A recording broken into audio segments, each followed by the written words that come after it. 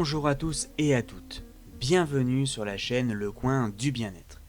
Aujourd'hui, nous nous retrouvons pour un épisode sur un sujet que j'affectionne, le sport. Nous allons répondre ensemble à la question: est-ce que le sport est un réel bienfait pour le corps?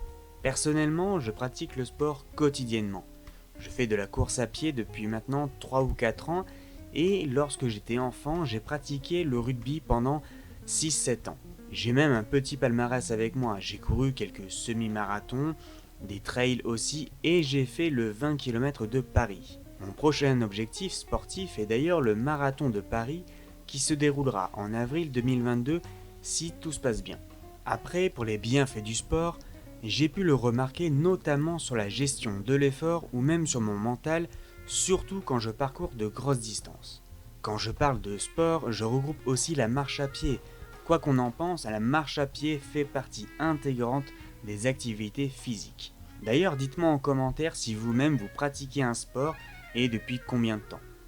Donc justement, aujourd'hui, vous et moi, nous allons partir ensemble découvrir ce que le sport apporte à notre corps, ou pas. Pour la petite histoire, la première fois qu'on entend parler de sport, c'est pendant l'Antiquité. Et elle va prendre ses racines en Grèce dans le Péloponnèse il y a environ 3000 ans. Des concours sportifs organisés à Olympie vont avoir lieu tous les 4 ans et vont prendre le nom de Jeux Olympiques. On ne sait pas exactement quand ils ont commencé, mais la date de 776 avant Jésus-Christ est souvent citée dans les sources écrites. Alors les raisons exactes de la naissance des Jeux restent pour le moment toujours inconnues car l'histoire se mêle à la mythologie. Mais revenons-en à la question que l'on se pose. La pratique régulière d'une activité physique va avoir de très nombreux bienfaits dans un premier temps, et c'est évident, elle va vous permettre d'avoir une meilleure condition physique qui va justement, au-delà de l'amélioration de vos performances, va faciliter grandement votre vie quotidienne. Elle va vous protéger contre la survenue des maladies cardiovasculaires, et ce, quel que soit votre âge. Alors pour la petite explication, les maladies cardiovasculaires, c'est les résultats de dépôts de graisse sur les parois des artères. Ces dépôts vont former des sortes de plaques d'artérome et vont finir par gêner la circulation du sang qui vont alimenter tous les organes et en particulier vos organes vitaux. Alors des études vont être aussi menées pour savoir comment les divers systèmes de l'organisme, notamment cardiovasculaires justement, digestifs, endocriniens ou nerveux, sont modifiés par l'exercice physique. Elles vont alors suggérer que les bénéfices résulteraient d'une amélioration de nombreux aspects physiologiques et non d'un effet important limité à quelques processus biologiques. On va s'apercevoir également qu'il n'est pas besoin d'être un grand adepte du triathlon pour recueillir les fruits de l'exercice physique. Il y a environ une petite vingtaine d'années, des experts en médecine préventive ne vont prôner que pour l'activité intensive. Aujourd'hui, ils vont plus insister aussi sur les bénéfices de séances régulières et modérées. À partir de leurs données, les dernières directives relatives à l'exercice physique de l'Organisation mondiale de la santé, qui va être publiée en 2010, recommandent de pratiquer au moins 2h30 d'activité modérée par semaine, ou 1h15 d'une activité d'endurance soutenue, telle le jogging une fois par semaine, ça suffit largement, ainsi que des exercices de renforcement musculaire au moins 2 fois par semaine. Alors l'activité physique va aussi jouer sur votre mémoire. Les bienfaits de l'exercice vont se faire sentir quand celui-ci devient une routine en fait. L'organisme va alors s'adapter aux exigences accrues dont il fait l'objet et acquiert de l'endurance à mesure que la personne devient plus performante. Alors ça vaut aussi pour la marche à pied, hein. C'est pas parce que vous ne courez pas que votre activité physique ne va pas être endurant. Alors les modifications biologiques qui en résultent vont améliorer la santé au long terme.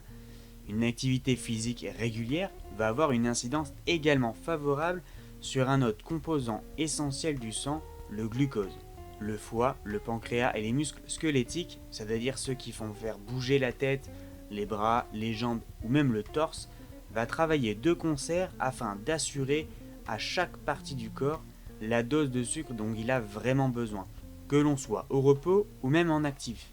L'exercice physique demande un travail important des muscles squelettiques. Ceux-ci vont nécessiter un apport accru de glucose. Alors sur le long terme, les fibres musculaires vont utiliser le glucose de façon plus efficace, ce qui va les rendre beaucoup plus robustes. On va également constater que les personnes diabétiques semblent retirer davantage de bénéfices de l'activité physique, surtout si elle est diversifiée. Alors, ce n'est pas l'effet le plus connu du sport sur le corps, mais il s'agit pourtant de l'un de ses plus grands bienfaits. La pratique d'une activité physique régulière va être bénéfique surtout pour l'amélioration de votre densité osseuse.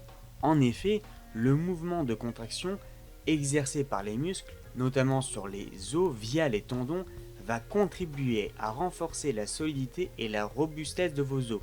La bonne santé de votre masse musculaire et osseuse ne dépend donc pas uniquement de la quantité de calcium, notamment par le lait, que vous ingérez, mais aussi par la pratique du sport que vous allez avoir.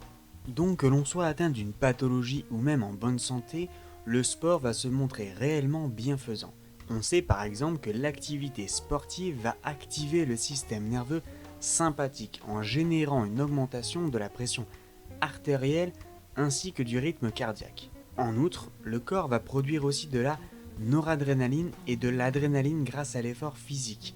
Ces hormones, qui vont provoquer des réponses immunitaires bénéfiques, va aider à réguler la sécrétion de cytokines dans le corps.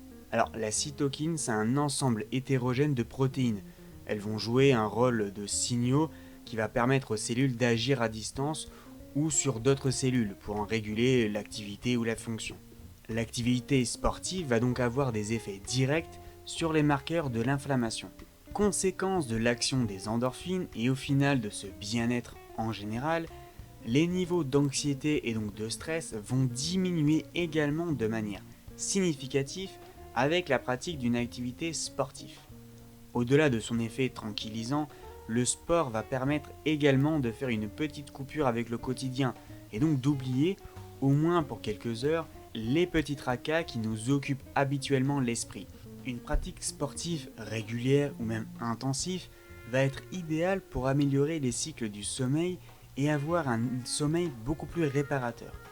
Encore une fois, les endorphines ou la sensation de bien-être qu'elles transmettent va aider l'organisme à se plonger dans un sommeil beaucoup plus profond. Un sommeil qui va être exempt de stress ou même d'angoisse. Le sport va donc être un formidable allié dans la lutte contre les insomnies.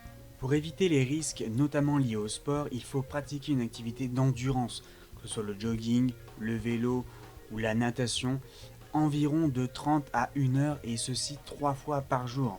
Donc pour en conclure, alors sauf contre-indications liées à votre état de physique, tous les sports sont bénéfiques à votre organisme, que ce soit les sports collectifs, la natation ou même la marche à pied. À vous de vous décider en fonction de vos préférences et de vos capacités physiques. L'important étant d'y consacrer minimum, encore une fois, 30 minutes chaque jour. Bien sûr, adaptez votre activité physique en fonction de votre âge et de votre capacité physique pour éviter toute frustration ou malheureusement les blessures. Cet épisode sur le sport va donc bientôt s'achever. Je vous invite à aimer, à partager et à commenter cet épisode. N'oubliez pas de vous abonner, que ce soit sur YouTube ou sur les différentes plateformes de podcast. Je vous mets d'ailleurs le lien qui permet d'accéder à toutes les plateformes. N'hésitez pas à me dire ce que vous avez pensé de ce podcast, si vous avez des suggestions à me faire également. Je vous invite d'ailleurs à venir me découvrir à travers mon site internet qui se trouve également dans la description. Vous pouvez également me rejoindre, soit sur ma page Facebook ou même sur mon Instagram. Si vous souhaitez me poser des questions concernant mon métier ou même mes programmes, je vous mets également mon mail pour pouvoir me contacter directement. Je vous souhaite à tous et à toutes une excellente écoute, une excellente journée à vous, et surtout n'oubliez pas, prenez soin de vous. À bientôt.